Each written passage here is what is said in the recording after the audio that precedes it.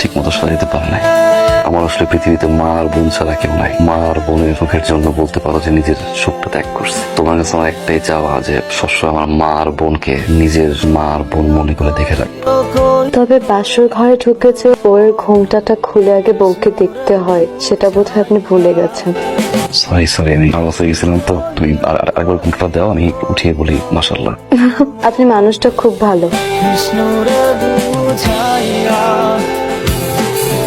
বলি কি আপনাদের পছন্দ হয়েছে? আমরা খুব খুশি হয়েছি। যেহেতু ছেলে মেয়ে দুজন দুজনকে পছন্দ করে, আমি আর দেরি করতে চাই না। ছুটি মাত্র আর 1 মাস আছে। পরের কথা আগে কয়ে নেওয়া ভালো। মানে বিয়ে শাদীর ক্ষেত্রে আপনাদের যদি কোনো চাওয়া পাওয়া থাকে তাহলে বলে নেন।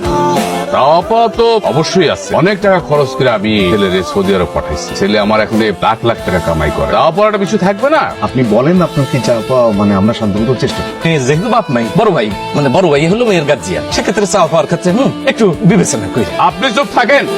বিয়ের সাথে একটা নিয়ম কানুন আছে। আমি আমার ছেলেকে কোথায় বিয়ে করাইতেছি, কার মেয়ে বিয়ে করাইতেছি, সেখান থেকে আমার ছেলে কি পাইলো কি পাইলো না, একটা আত্মীয় স্বজন আছে না, পাড়া প্রতিবেশী আছে না, তারা দেখবে না।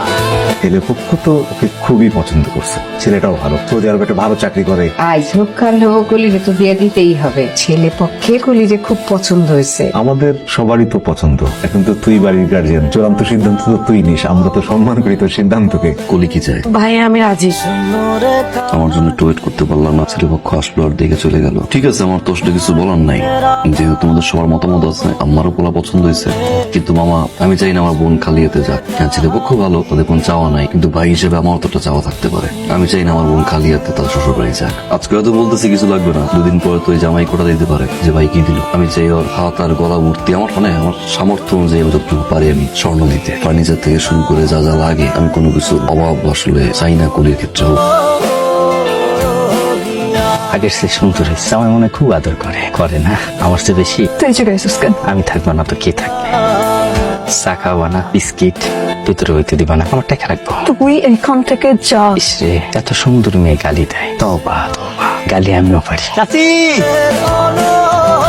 তোমার কি মন খারাপ? না তো। না, আসার পর থেকে দেখলাম চুপচাপ বিছানায় শুয়ে আছে। শরীর খারাপ না তো? আমি তো ভালো হয়ে গেছি। তুমি তো আমার বউ আছিলা, তোমার কি উচিত আছিল না আমারে ভালো করা? সেই তুমি আমার উল্টা ভালো না করে ছাইরা গেলা। আমারে ডিভোর্স দিলা কেন? লজ্জা করে না? লজ্জা করে না তোমার? ধোকা দিছিস তোরা আমারে, মারছিস তোরা আমারে দিনের পর দিন। তাহলে তুমি কি? তুমি তো এর থেকে খারাপ, তুমি তো বড় দর্জি। তোমার মতো জঘন্যার কেউ হয় না।